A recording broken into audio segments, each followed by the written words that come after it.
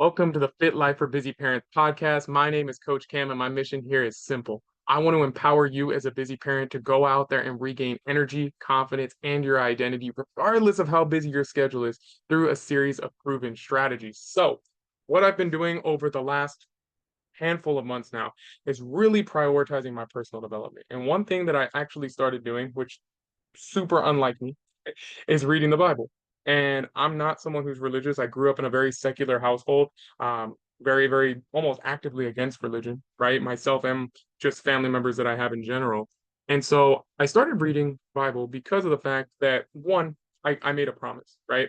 I have a dog. My dog's name is Monkey, and she got really sick out of nowhere. And we thought we were just taking her in maybe to get some antibiotics. And within 2 to 3 days, she was like a 50-50 shot of coming home. And we were up to our neck in medical expenses already for her and feeling like, man, like she's got to make it through. Right. So I made a wager, I guess you could say, where I said, God, if you're listening to this and you're someone who's in a position to be able to help me right now, right? Because again, I grew up in a very secular household. Help me out.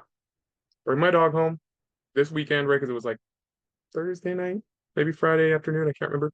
And bring my dog home, Monkey, this weekend. And if you do, I'll read the Bible, right?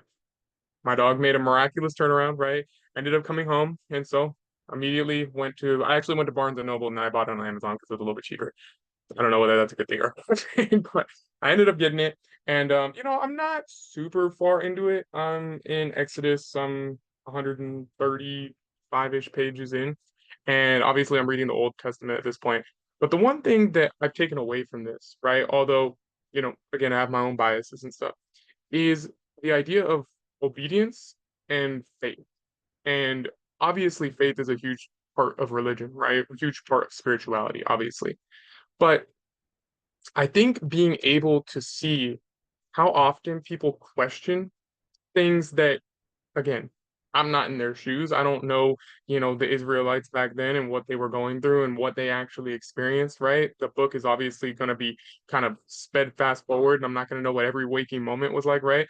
But seeing the questioning of things, even in spite of miracles, right? Seeing the Red Sea be able to split open and seeing the Egyptians get absolutely demolished by the Red Sea once obviously Moses let his hand down and obviously the the parting of the Red Sea ended up closing, right? And swallowed up the Egyptians that were enslaving the Israelites for a long time. Um, Being able to see a lot of the things that Moses was able to be able to predict, right? And be able to see, I mean, the whole, like a lot of the plagues that came through, right? Egypt during that time. So many different stories, right? That the Israelites and even the Egyptians, right? We're seeing, and, even Passover, all those things, right? Even in spite of all those things, there was still a lot of questioning when there was downsides, right? And I think it went to go to show that even when we have a lot of positive things going on, even when we can see tangibly, right?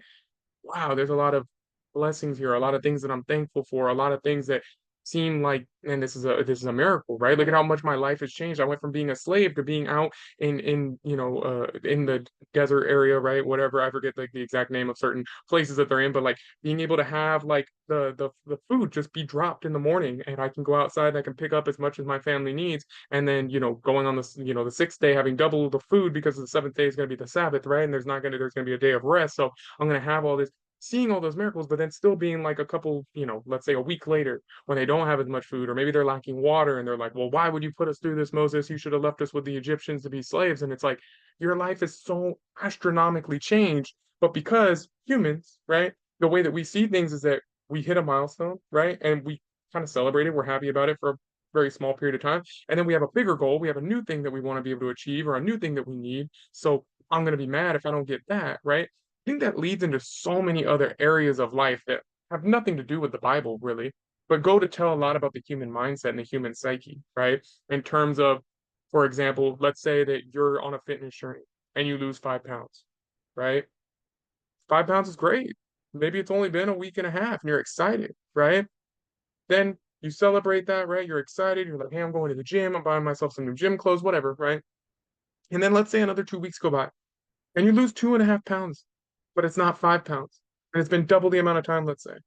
And so now you're mad that you lost 2.5 pounds instead of 5 pounds, even though now really in 3 weeks you're down 7.5 pounds, right? That right there seems like, why are you angry, right? You're still going in the right direction, right? You're still doing what you want to be able to do, but we're not happy because again, we saw five. That's our new standard. That's what I want, right? I don't care what amazingness has happened in the past. I'm not satisfied, right? Same thing with probably getting a lot of money, right? A lot of people talk about that millionaires still talking about, oh, if I got another million, or billionaires talk about if I got another billion, right? We're not happy with the status that we have, even though it's astronomically better than where people started, right? We have that standard. We celebrate it for a little bit. We're excited for a little bit, and then we want more, and we want more, and we want more. I know this has definitely been true in my career, although I don't make millions or billions, nowhere near it. But at the same time, still, right? Reach a new goal, and I'm excited. And then the next month, if I don't hit that goal or go higher, it's like, oh, great, here it goes, it's going away, right? And that's all up in our mind, right?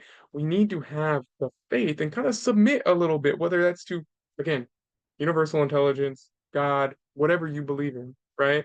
But kind of submit a little bit that some things are a little bit outside of my control. Some things I just need to be okay with. Maybe I don't understand the full picture. Maybe things will kind of show themselves in time. And I'm okay with that, right? I had my mentor actually drop a story today or a reel today on Instagram. He was talking about, he's reading this book where people, right, in life really want to be able to accomplish like two things really out of life, right? They want to either be able to grow, right, and accomplish things, or they want experiences, right? But this book was challenging. What about if neither one of those should really be the goal, right? There's nothing wrong with having those goals, but what about if that's actually not what we should strive for, right? What about if in turn we should just be okay with trying, having the opportunity, right? Going out there and being able to experience life, not necessarily experience traveling and doing all these things, but just being able to be awake, having an opportunity to be able to grow and strive and go for more, right? Maybe that's enough. And again, going along with being able to be okay with just being okay, I think sometimes that's an art and a beauty in and of itself. And being able to trust that things will work out the way that they're supposed to work out. So if you're in this space right now, whether again you're religious, you're not religious, you're secular, you're not secular, right? Doesn't matter. Sometimes just have a little bit of patience, have a little bit more faith. Be okay that maybe this is just a season that you're going through and you're going to come out on the other side, right? And I think that will help you to be able to have the resilience and the wherewithal to continue to go forward and get where you want to go in life. So, as always, make sure you guys subscribe to the Fit Life for Busy Parents podcast. Appreciate you guys spending some time with me, and let's go out there and turn one day into a lifestyle.